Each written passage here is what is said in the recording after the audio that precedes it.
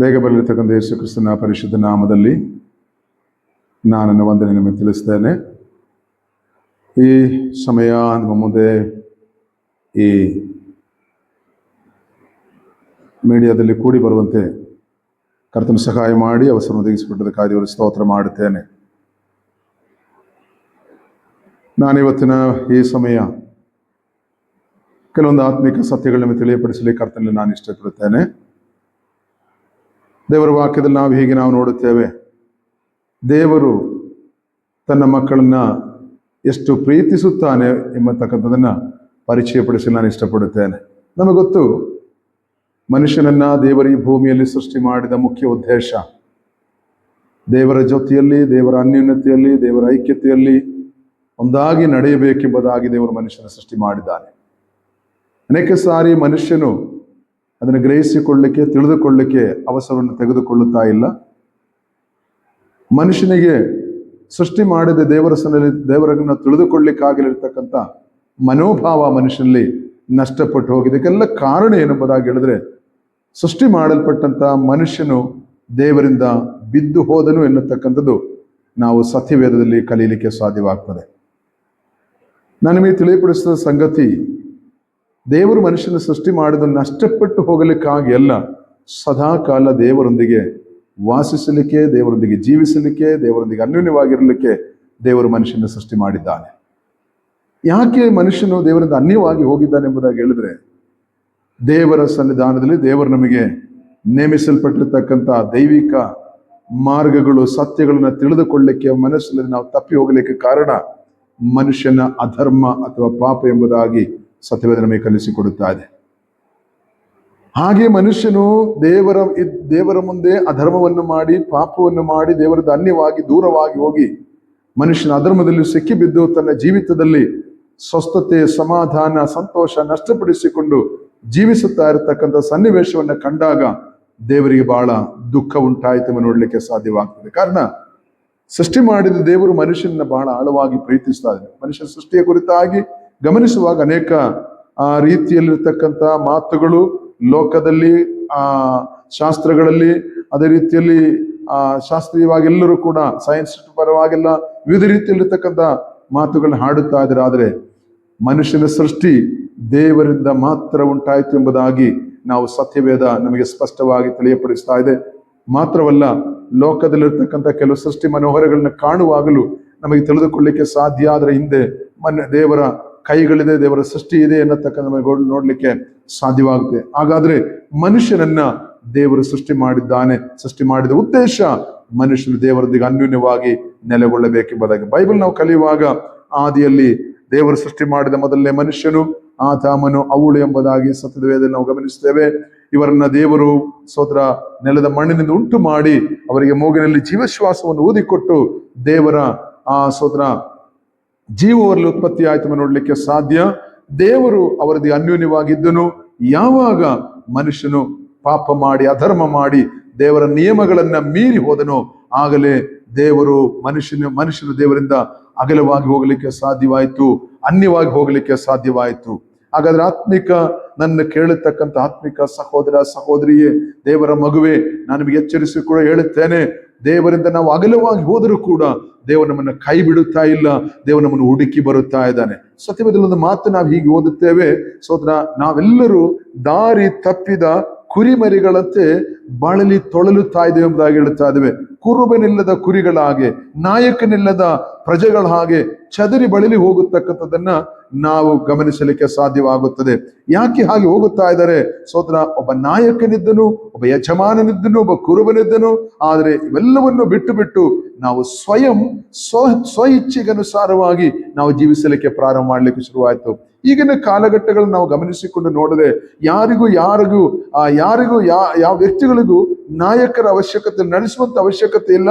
ನಾವು ಸ್ವತಃ ನಡೆಯುತ್ತೇವೆ, ಸ್ವತಃ ನಿಲ್ಲುತ್ತೇವೆ, ಸ್ವತಃ ಮಾಡುತ್ತೇವೆ ಅನ್ನತಕ್ಕಂಥ ಸ್ವಚಿಂತೆಯು ಅಥವಾ ಒಂದು ಸ್ವಾರ್ಥತೆಯು ಅವರಲ್ಲಿ ಬಂದದರಿಂದಲೇ ದೇವರ ಅನ್ಯೋನ್ಯತೆಯಲ್ಲಿ ಬರಲಿಕ್ಕೆ ಸಾಧ್ಯವಾದ ಉದಾಹರಣೆ ನಾನು ನಿಮಗೆ ಹೇಳ್ತೇನೆ. ಸೊ ಅದ್ರ ಒಂದು ಮಗು ಹುಟ್ಟಬೇಕಾದ್ರೆ ಅದು ಸ್ವಂತ ಇಷ್ಟದಲ್ಲಿ ನಡೀಲಿಕ್ಕಾಗಲ್ಲ, ಸ್ವಂತ ಇಷ್ಟದಲ್ಲಿ ಹೇಳಲಿಕ್ಕಾಗಲ್ಲ, ಸ್ವಂತ ಇಷ್ಟದಲ್ಲಿ ಬೆಳೀಲಿಕ್ಕಾಗಲ್ಲ. ಅದನ್ನ ನಡೆಸುವಂತ ಒಬ್ಬ ತಂದೆ ತಾಯಿ ಬೇಕು, ಅದನ್ನ ಬೆಳೆಸತಕ್ಕಂತ ಒಬ್ಬ ತಂದೆ ತಾಯಿ ಬೇಕು. ಸೋದರ ಮಾಲ್ಯ, ಅದಕ್ಕೊಬ್ಬ ನಡೆಸುಗಾರನ ಬೇಕು. ಸೋದರ ಮಾಲ್ಯ, ಅದು ತಾನಾಗಿ ನಿಂತುಕೊಳ್ಳುತ್ತಾ ಇಲ್ಲ, ತಾನಾಗಿ ಅದು ಕಾರ್ಯಗಳನ್ನು ಮಾಡುತ್ತಾ ಇಲ್ಲ. ಅದು ನಿಲ್ಲುವ ತನಕ ಅದರ ಹಿಂದೆ ಕೆಲಸ ಮಾಡತಕ್ಕಂಥ ತಂದೆ ತಾಯಿಗಳಿದ್ದಾರೆ, ಸೋದರ ನಡೆಸುವಂತವರಿದ್ದಾರೆ.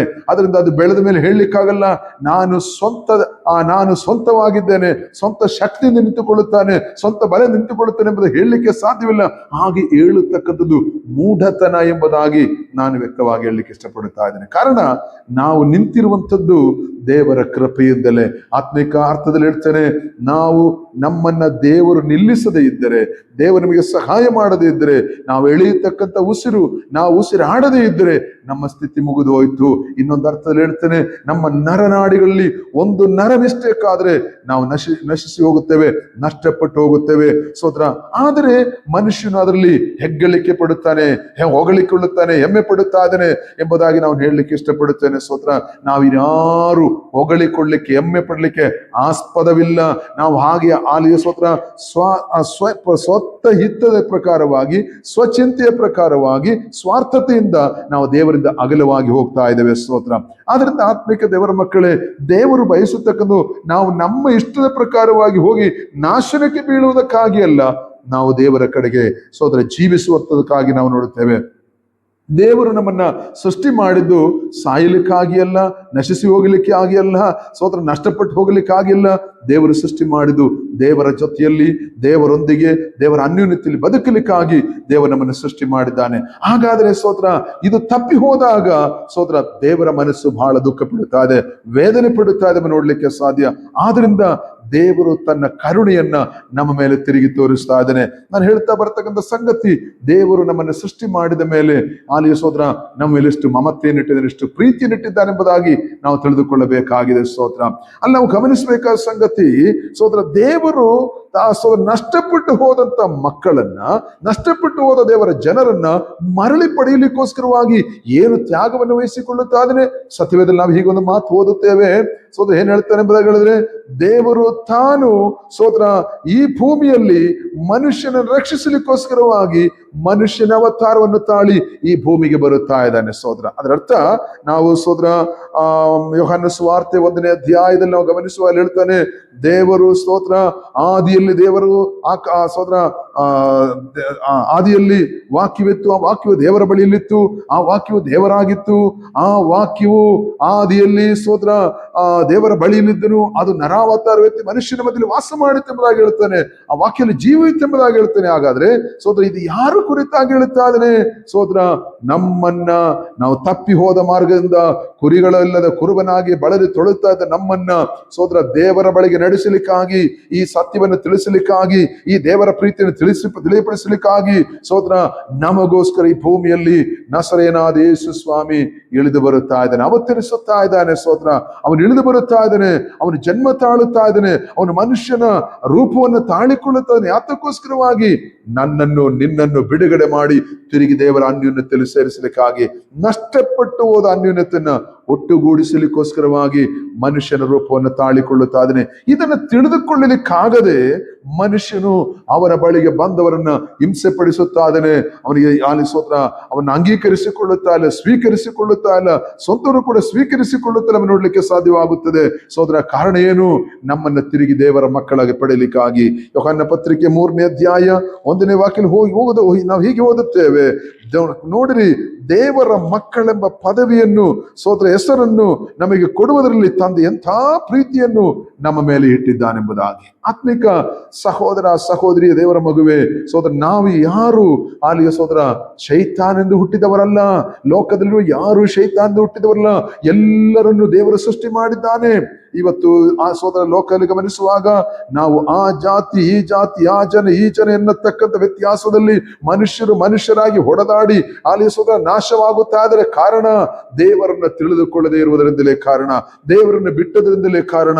ಆದರೆ ಸೋದರ, ನಾವು ದೇವರನ್ನು ಬಿಟ್ಟದ್ರಿಂದಲೂ ಸೋದರ, ನಾವು ಸೋದರ ಅನರ್ಥದಲ್ಲಿ ಸೋದರ ನಾವು ದೇವರನ್ನು ಬಿಟ್ಟದ್ರಿಂದ ನಾಶದಲ್ಲಿ ಸಿಕ್ಕಿ ಬೀಳುತ್ತಾ ಇದ್ದೇವೆ. ಆದ್ರೆ ನಾವು ನಶಿಸಿ ಹೋಗದಿರುವುದಕ್ಕಾಗಿ ಆಲಿಸೋ ದೇವರು ನಮ್ಮ ಮನುಷ್ಯನ ಆಕೃತಿಯಲ್ಲಿ, ಮನುಷ್ಯನ ರೂಪದಲ್ಲಿ ರೂಪದಲ್ಲಿ ಭೂಮಿಯಲ್ಲಿ ಬಂದನು ನಮ್ಮನ್ನು ಬಿಡುಗಡೆ ಮಾಡಿ ರಕ್ಷಿಸಲಿಕ್ಕೋಸ್ಕರವಾಗಿ ದೇವರ ಪ್ರೀತಿಯಲ್ಲಿ ಪ್ರಕಟಪಡಿಸ್ತಾನೆ. ನಾವೆಷ್ಟು ದೇವರಿಂದ ಅಗಲವಾಗಿ ಹೋದರೂ ಕೂಡ ದೇವರು ನಮಗೆ ಸಮೀಪವಾಗಿ ಬರುತ್ತಾ ಇದ್ದಾನೆ. ಸ್ತೋತ್ರ.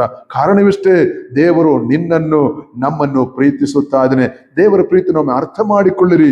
ದೇವರು ನಮ್ಮನ್ನು ಪ್ರೀತಿಸಿ ಯೇಸು ಕ್ರಿಸ್ತನೇ ಭೂಮಿ ಕಳಿಸಿಕೊಡುತ್ತಾ ಇದ್ದಾನೆ. ಸತ್ಯವೇದ ಕಲಿಯುವಾಗ ದೇವರ ಏಕ ಕುಮಾರನಾಗಿದ್ದಾನೆ. ಸ್ತೋತ್ರ. ಯೇಸು ಕ್ರಿಸ್ತನೇ ಬರೀ ಹೇಳಿ ನೋಡ್ಲಿಕ್ಕೆ ಸಾಧ್ಯ. ಆದ್ರೆ ಈ ಯೇಸು ಕ್ರಿಸ್ತನ ನಿನಗೋಸ್ಕರ ನನಗೋಸ್ಕರ ಕಳಿಸಿಕೊಟ್ಟದ್ದು ನಿಮಗೆ ನನಗೆ ಸ್ತೋತ್ರ ದೇವರ ಕುರಿತಾಗಿ, ನಮ್ಮ ಸೃಷ್ಟಿಕರ್ತನ ಕುರಿತಾಗಿ, ನಮ್ಮನ್ನುಂಟು ಮಾಡಿರ್ತಕ್ಕ ದೇವರ ಕುರಿತಾಗಿ ತಿಳಿಯಪಡಿಸಲಿಕ್ಕಾಗಿ ದೇವರು ಯೇಸು ಸ್ವಾಮಿಯನ್ನೇ ಭೂಮಿಗೆ ಕಳಿಸಿಕೊಡುತ್ತಾ ಇದ್ದಾನೆ. ಸ್ತೋತ್ರ. ಹಾಗಾದ್ರೆ ಯೇಸು ಸ್ವಾಮಿ ಈ ಭೂಮಿಗೆ ಬಂದ ಮೇಲೆ ಏನು ಸಂಭವಿಸಿತು? ಯೇಸು ನಿನ್ನ ಬಳಿಗೆ ಆತನು ಬರುತ್ತಾ ಇದ್ದಾನೆ. ಸೋದರ, ದೇವರ ವಾಕ್ಯ ನಾವು ನೋಡುತ್ತೇವೆ. ಅಲ್ಲಿ ಸೋದರ ಯೇಸು ಹೇಳುತ್ತಾನೆ, ಎಲ್ಲ ಈ ಕಷ್ಟಪಡೋರು ಹೊರತವರೇ ನೀವೆಲ್ಲ ನನ್ನ ಬಳಿಗೆ ಬನ್ನಿರಿ, ನಾನು ವಿಶ್ರಾಂತಿ ಕೊಡುತ್ತೇನೆ. ಯೇಸು ಹೇಳ್ತಾನೆ, ಈಗ ಬಾಗಿಲು ನಿಂತುಕೊಂಡು ನಾನು ತಟ್ಟುತ್ತಾ ಇದ್ದೆ, ನನ್ನ ಶಬ್ದವನ್ನು ಕೇಳಿ ಯಾರಾದ್ರೂ ಬಾಗಿಲು ತೆರೆದ್ರೆ ನಾನು ಅವನೊಂದಿಗೆ ನನ್ನೊಂದಿಗೆ ಊಟ ಮಾಡುತ್ತಾನೆಂಬುದಾಗಿ ದೇವರು ನಷ್ಟಪಟ್ಟು ಹೋದ ನಿನ್ನ ಬಾಗಿಲನ್ನ, ನಿನ್ನ ಹೃದಯದ ಬಾಗಿಲನ್ನ ತಟ್ಟುತ್ತಾ ಇದ್ದಾನೆ. ನಿನ್ನ ಬಳಿಗೆ ಬಂದಿದ್ದಾನೆ. ಯಾತಕ್ಕಾಗಿ? ನಿನ್ನ ಅನುಸರಣೆ ಇಲ್ಲದೆ ಇರತಕ್ಕಂತ ಅವಿವೇಕವಾಗಿರ್ತಕ್ಕಂಥ ಜೀವಿತವನ್ನ, ಅಶುದ್ಧವಾದ ಜೀವಿತವನ್ನ, ದೇವರಿಂದ ಬಿಟ್ಟು ಹೋಗಿ ದೇವರನ್ನು ತಳ್ಳಿ ಬಿಟ್ಟು ಜೀವಿಸತಕ್ಕಂಥ, ದೇವರನ್ನು ತಿಳಿಯದೆ ಜೀವಿಸತಕ್ಕಂಥ ಮಾರ್ಗದಿಂದ ನಿನಗೆ ತಿಳುವಳಿಕೆ ಕೊಡಲಿಕ್ಕಾಗಿ, ನಿನ್ನ ಅಧರ್ಮ ನೀಗಿಸಲಿಕ್ಕಾಗಿ, ನಿನ್ನ ಪಾಪ ನೀಗಿಸಲಿಕ್ಕಾಗಿ ಈ ಲೋಕದಲ್ಲಿ ಬೇರೆ ಯಾವ ವ್ಯಕ್ತಿಗಳಿಂದಲೂ ಶಕ್ತಿಗಳಿಂದಲೂ ಸಾಧ್ಯವಿಲ್ಲ. ಯೇಸು ಕ್ರಿಸ್ತನಿಂದ ಮಾತ್ರ ಸಾಧ್ಯ ಎಂಬುದಾಗಿ ನಾನು ನಿಮಗೆ ಎಚ್ಚರಿಸ್ತಾ ಇದ್ದೇನೆ. ಕಾರಣ ಯೇಸು ಕ್ರಿಸ್ತನಿಂದ ಮಾತ್ರವೇ ರಕ್ತಧಾರಿ ಆಗಲಿಕ್ಕೆ ಸಾಧ್ಯತೆ. ಯೇಸು ಕ್ರಿಸ್ತನೇ ನಿನಗೋಸ್ಕರ ನನಗೋಸ್ಕರವಾಗಿ ಪ್ರಾಣ ಕೊಟ್ಟಿರ್ತಕ್ಕಂಥದ್ದು. ಸ್ತೋತ್ರ. ನೀನು ನಾನು ಮಾಡಿರ್ತಕ್ಕಂಥ ಸಮಸ್ತ ದೋಷಗಳಿಗೆ, ಅಲ್ಲಿಯ ಸಮಸ್ತ ಪಾಪಗಳಿಗೆ ಪ್ರಾಯಚಿತ್ತವಾಗಿ ಸ್ತೋತ್ರ ನಿಮಗೂ ನಮಗೋಸ್ಕರ ಯಜ್ಞ ಸಮರ್ಪಿಸಲ್ಪಟ್ಟವನಾಗಿದ್ದಾನೆ ಯೇಸು ಸ್ವಾಮಿ. ಕಾರಣ ಯಾತಕ್ಕೋಸ್ಕರವಾಗಿ ಯೇಸು ಹಾಗೆ ಬಂದನೆಂಬುದಾಗಿ ಹೇಳಿದ್ರೆ, ದೇವರು ಸ್ತೋತ್ರ ಆದಿಯಲ್ಲಿ ಮನುಷ್ಯನು ತಪ್ಪು ಮಾಡಿದಾಗಲೇ ಮನುಷ್ಯನಿಗೆ ಹೇಳುತ್ತಾನೆ, ನೀನು ತಪ್ಪು ಮಾಡಿದ ದೆಸೆಯಿಂದ ನಿನಗೆ ಮರಣ ಸಂಭವಿಸುತ್ತೆ ಎಂಬುದಾಗಿ. ಸ್ತೋತ್ರ. ಇಲ್ಲಿ ಹೇಳ್ತಕ್ಕಂಥದ್ದು ಆತ್ಮಿಕವಾಗಿ ಮನುಷ್ಯನ ಮರಣ ಸಂಭವಿಸಿ ಬಿಟ್ಟಿತ್ತು. ಸ್ತೋತ್ರ. ಈಗ ಮರಣ ಸಂಭವಿಸಿದ ಅಗಲವಾಗಿ ಹೋದದಿಂದ ಸ್ತೋತ್ರ ಪಾಪದ ಶಿಕ್ಷೆ ಮರಣವಾಗಿದ್ದರಿಂದ ಸ್ತೋತ್ರ ಆ ಶಿಕ್ಷೆಯನ್ನ ಯೇಸು ಸ್ವಾಮಿ ಹೊಂದಿಕೊಳ್ಳುತ್ತಾ ಇದ್ದಾನೆ. ಯೇಸು ಸ್ವಾಮಿ ಆ ಮರಣವನ್ನು ಹೊಂದಿಕೊಂಡು ಸ್ತೋತ್ರ ನಮ್ಮನ್ನ ಮರಣದಿಂದ ತಪ್ಪಿಸುತ್ತಾ ಇದ್ದಾನೆ. ನಾನು ನಿಮಗೆ ಹೇಳುತ್ತೇನೆ ಸ್ತೋತ್ರ, ಅದಕ್ಕೆ ಉದಾಹರಣೆಯಾಗಿ ಯೇಸು ಸ್ವಾಮಿ ಸ್ತೋತ್ರ ಈ ಭೂಮಿಯಲ್ಲಿ ಬಂದನು, ಕಲ್ವಾರಿ ಶಿಲುಬೆಯಲ್ಲಿ ನಿನ್ನ ಪಾಪದ ಪ್ರಾಯಚಿತ್ತವಾಗಿ ಸತ್ತನು. ಯಾತಕ್ಕೋಸ್ಕರವಾಗಿ? ನನ್ನನ್ನು ನಿನ್ನನ್ನು ದೇವರೊಂದಿಗೆ ಒಂದು ಮಾಡಲಿಕ್ಕೋಸ್ಕರವಾಗಿ. ಹಾಗಾದ್ರೆ ದೇವರಿಂದ ಅಗಲವಾಗಿ ದೂರ ಹೋಗಿರ್ತಕ್ಕಂಥ ನನ್ನನ್ನು ನಿನ್ನನ್ನು ಕ್ರಿಸ್ತನಲ್ಲಿ ಒಂದು ಮಾಡಲಿಕ್ಕಾಗಿ ಯೇಸು ಈ ಭೂಮಿಗೆ ಬಂದನು. ಸ್ತೋತ್ರ. ಯೇಸುವನ್ನ ಭೂಮಿಗೆ ಕಳಿಸಿಕೊಟ್ಟನು. ಯೇಸು ಭೂಮಿಗೆ ಬಂದನು. ಯೇಸು ನನಗಾಗಿ ನಿಮಗಾಗಿ ಸ್ತೋತ್ರ ಒಂದು ಮಧ್ಯವರ್ತಿಯಾಗಿ ನಿಂತುಕೊಂಡು ನಮ್ಮನ್ನ ದೇವರದ್ದು ಒಂದು ಮಾಡುತ್ತಾ ಇದ್ದಾನೆ. ಆತ್ಮಿಕ ಸಹೋದರ ಸಹೋದರಿ, ದೇವರ ಮಗುವೆ, ನನ್ನ ಕೇಳತಕ್ಕಂಥ ಆತ್ಮಿಕ ಮಕ್ಕಳೇ, ನೀವು ನಷ್ಟಪಟ್ಟು ಅನ್ಯರಾಗಿ ಬೇರ್ಪಟ್ಟು ಜೀವಿಸತಕ್ಕಂಥ ನಿಮ್ಮನ್ನ ಕ್ರಿಸ್ತನಲ್ಲಿ ದೇವರು ಒಂದು ಮಾಡುತ್ತಾ ಇದ್ದಾನೆ. ಅದೇ ದೇವರು ನಮ್ಮ ಮೇಲೆ ತೋರಿಸಿಕೊಟ್ಟತಕ್ಕಂಥ ಪ್ರೀತಿ. ಯಾಕಂತಂದ್ರೆ ಸ್ವಂತ ಮಗನನ್ನ ನಮಗೋಸ್ಕರವಾಗಿ ಮುರಿಯಲ್ಪಟ್ಟನು, ಸ್ವಂತ ಮಗನನ್ನ ನಮಗೋಸ್ಕರವಾಗಿ ಕೊಡಲ್ಪಟ್ಟನು. ಆದ್ರಿಂದ ಆತ್ಮಿಕ ದೇವರ ಮಗುವೆ, ನನಗೋಸ್ಕರ ನಿನಗೋಸ್ಕರ ದೇವರು ಪ್ರೀತಿ ಮಾಡಿ ಯೇಸುವನ್ನ ಭೂಮಿ ಕಳಿಸಿಕೊಟ್ಟು ನೀನು ಮಾಡಿರ್ತಕ್ಕಂಥ ಪಾಪದ ಪ್ರಾಯಚಿತ್ತಕ್ಕಾಗಿ ತಾನು ಸ್ತೋತ್ರ ಸತ್ತು ಹೋಗಲಿಕ್ಕೆ ಕಾರಣವಾಯಿತು. ಹಾಗಾದ್ರೆ ನಾನೊಂದು ಹೇಳುತ್ತೇನೆ, ಯೇಸು ಹೇಳುತ್ತಾನೆ ಸ್ತೋತ್ರ, ನಾನು ನಿಮಗೋಸ್ಕರವಾಗಿ ಸಾಯತಕ್ಕಂಥದ್ದು ನಾಶವಾಗಲಿಕ್ಕಲ್ಲ, ನೀವು ಜೀವ ಹೊಂದಲಿಕ್ಕೋಸ್ಕರವಾಗಿ. ಏದೇನ್ ತೋಟದಲ್ಲಿ ಆದಿಮ ಕಾಲ ಆದ ಮತ್ತು ಹವ್ವರ ದೆಸೆಯಿಂದ ಸಾಯುವರಾದ ನಾವು ಯೇಸು ಕ್ರಿಸ್ತನ ನಿಮಿತ್ತ ಬದುಕೋರಾಗಿ ದೇವರು ಬದಲು ಮಾಡಿದನು. ಇದೇ ದೇವರು ನಮ್ಮ ಮೇಲೆ ತೋರಿಸತಕ್ಕಂಥ ಪ್ರೀತಿ. ಆತ್ಮಿಕನನ್ನು ಕೇಳತಕ್ಕಂಥ ಸಹೋದರ ಸಹೋದರಿ ಸ್ನೇಹಿತರೆ, ಸೋದರ, ಯೇಸುವಿನ ಪ್ರೀತಿ ನಿನ್ನನ್ನು, ನೀನಿರ್ತಕ್ಕಂಥ ಸ್ಥಿತಿಯನ್ನು, ನೀನಿರ್ತಕ್ಕಂಥ ಅವಸ್ಥೆಯನ್ನು ಹುಡುಕಿ ಯೇಸು ನಿನ್ನ ಬಳಿಗೆ ಬರುತ್ತಾ ಇದ್ದಾನೆ. ನೋಡಿ, ದೇವರಿಂದ ತಳ್ಳಿ ಹಾಕಲ್ಪಟ್ಟ ಅಂದಿನಿಂದ ಸೋದರ ದೇವರೊಂದಿಗೆ ಅನ್ಯೋನ್ಯತೆ ಇಲ್ಲ, ಸಮಾಧಾನ ಇಲ್ಲ, ಸ್ವಸ್ಥತೆ ಇಲ್ಲ, ಮನಸ್ಸಲ್ಲಿ ಜಿಗುಪ್ಸೆಯಾಗಿ ಜೀವಿಸುತ್ತಾ ಇರ್ತಾನೆ. ನಿನ್ನ ಜೀವಿತದಲ್ಲಿ ದೇವರೊಂದು ಬಿಡುಗಡೆಯನ್ನು ಅನುಗ್ರಹಿಸಿಕೊಡುತ್ತಾ, ದೇವರೊಂದು ಬಿಡುಗಡೆ ಕೊಡುತ್ತಾ ಇದ್ದಾನೆ. ಸೋದರ, ಬಿಡುಗಡೆ ಇಷ್ಟೇ, ಯೇಸು ಕ್ರಿಸ್ತನ ಮುಖಾಂತರವಾಗಿರ್ತಕ್ಕಂಥ ಬಿಡುಗಡೆ. ಈ ಯೇಸು ಕ್ರಿಸ್ತನು ನಿನ್ನ ಬಳಿಯಲ್ಲಿ ನಿನ್ನ ಮನೆಯಲ್ಲಿ, ನಿನ್ನ ಸಮೀಪದಲ್ಲಿ, ನಿನ್ನ ಜೊತೆಯಲ್ಲಿ ಆತ ನಿಂತುಕೊಂಡು ಹೇಳುತ್ತಾ ಇದ್ದಾನೆ, ಸಹೋದರನೇ ಸಹೋದರಿಯೇ, ನಿನ್ನ ಪಾಪದ ದೋಷಗಳನ್ನ ಬಿಟ್ಟು ಮರಳಿ ಬಾ, ನಾನು ಈ ನಿತ್ಯ ಜೀವವನ್ನು ಕೊಡುತ್ತೇನೆ, ನನಗೆ ಶಾಶ್ವತವಾದ ಜೀವವನ್ನು ಕೊಡುತ್ತೇನೆ. ಈ ಭೂಮಿಯಲ್ಲಿರ್ತಕ್ಕಂಥ 60-70 ವರ್ಷ ಇರ್ತಕ್ಕಂಥ ಜೀವಿತದ ಕುರಿತಾಗಿ ಅಲ್ಲ, ಒಂದು ನಿತ್ಯವಾದ ಜೀವನವನ್ನ ನಿನಗೆ ಕೊಡುತ್ತೇನೆ ಎಂಬುದಾಗಿ ಯೇಸು ಸ್ವಾಮಿ ನಮಗೆ ವಾಗ್ದಾನ ಮಾಡುತ್ತಾ ಇದ್ದಾನೆ. ಹಾಗಾದ್ರೆ ಈ ಶಬ್ದವನ್ನು ಕೇಳತಕ್ಕಂಥ ಆತ್ಮಿಕ ಸಹೋದರ ಸಹೋದರಿಯೇ, ದೇವರ ಪ್ರೀತಿನ ಅರ್ಥ ಮಾಡಿಕೊಳ್ಳಿರಿ. ನಮಗೋಸ್ಕರ ಎಂಥ ತ್ಯಾಗವನ್ನ ದೇವರ ಮೇಲೆ ತೋರಿಸಿಕೊಡುತ್ತಾ ಇದ್ದಾನೆ. ತನ್ನ ಒಪ್ಪನೇ ಕುಮಾರನನ್ನ, ಒಪ್ಪನೇ ಮಗನನ್ನ ನಮಗೋಸ್ಕರವಾಗಿ ಕೊಡುತ್ತಾ ಇದ್ದಾನೆ. ಯೇಸುವನ್ನು ನಮಗೆ ಕೊಟ್ಟು ಸ್ತೋತ್ರ, ನಾನು ನೀವು ಮಾಡಿರ್ತಕ್ಕಂಥ ದ್ರೋಹಗಳು ದೋಷಗಳಿಂದ ನಾನು ನೀನು ಸಾಯಬೇಕಾದ ಸ್ಥಾನದಲ್ಲಿ ಯೇಸು ಕ್ರಿಸ್ತನು ಸತ್ತು ನಮ್ಮನ್ನ ಧರ್ಮಶಾಸ್ತ್ರ ಹೇಳಲ್ಪಟ್ಟ ಮರಣದಿಂದ ನಮ್ಮನ್ನು ಬಿಡುಗಡೆ ಮಾಡಿ ಹೊರಗೆ ತಂದನು. ಹಾಗಾದ್ರೆ ನಾನು ನಿಮಗೆ ಹೇಳುತ್ತೇನೆ, ಈ ಯೇಸುವನ್ನ ನಾನು ಮತ್ತು ನೀವುಗಳು ಇವತ್ತಿನ ಈ ಸಮಯ ಸ್ವೀಕರಿಸಿಕೊಂಡರೆ, ಇವತ್ತಿನ ಸಮಯ ನೀವು ಅಂಗೀಕರಿಸಿಕೊಂಡರೆ, ಖಂಡಿತವಾಗಿಯೂ ನಿನ್ನ ಅವಸ್ಥೆಗಳಿಗೆ ಬದಲಾವಣೆ ಬರುತ್ತದೆ, ನಿನ್ನ ಜೀವಿತಕ್ಕೆ ಬದಲಾವಣೆ ಬರುತ್ತದೆ. ನಿನ್ನ ಪಾಪದಿಂದ ಬರತಕ್ಕಂಥ ಎಲ್ಲ ಮರಣದಿಂದಲೂ, ಅಸಮಾಧಾನದಿಂದಲೂ, ಅಸಂತೋಷದಿಂದಲೂ ಸೋದರ ಬಿಡುಗಡೆ ಕೊಟ್ಟು ನಿನ್ನ ಪ್ರೀತಿಸಿ ಬರತಕ್ಕಂಥ ದೇವರು, ಈ ಲೋಕದಲ್ಲಿ ನಿಮ್ಮನ್ನು ಯಾರು ಪ್ರೀತಿ ಮಾಡದೆ, ಈ ಲೋಕದಲ್ಲಿ ಯಾರು ನಿಮ್ಮನ್ನು ನೋಡದೆ, ನಿಮ್ಮನ್ನು ತಳ್ಳಿ ಹಾಕುವಾಗ, ಕೈ ಬಿಟ್ಟು ದೂರ ನಿಲ್ಲುವಾಗ ನಿಮ್ಮನ್ನು ಪ್ರೀತಿಸಿಕೊಂಡು ಹುಡುಕಿ ಬಂದವನು ನಸರೆಯನಾಗಿರ್ತಕ್ಕಂಥ ಯೇಸು ಸ್ವಾಮಿ. ಈ ಬೆಳಗಿನ ಸಮಯ, ಈ ನನಗೆ ಹೇಳ್ತಕ್ಕಂಥ ಈ ಸಮಯ, ಯೇಸು ಸ್ವಾಮಿ ನಿಮ್ಮ ಹೃದಯಗಳಲ್ಲಿ, ನಿಮ್ಮ ಮನೆಯಲ್ಲಿ, ನಿಮ್ಮ ಜೀವಿತದಲ್ಲಿ ಸಮೀಪವಾಗಿ ಬರುತ್ತಾ ಇದ್ದಾನೆ. ನಿಮ್ಮನ್ನು ಪ್ರೀತಿಸಿ ಬರುತ್ತಾ ಇದ್ದಾನೆ. ಎಲ್ಲ ತಳ್ಳಿ ಹಾಕುವಾಗ ಯೇಸು ನಿಮ್ಮ ಸಮೀಪಕ್ಕೆ ಬರುತ್ತಾ ಇದ್ದಾನೆ. ಸ್ತೋತ್ರ.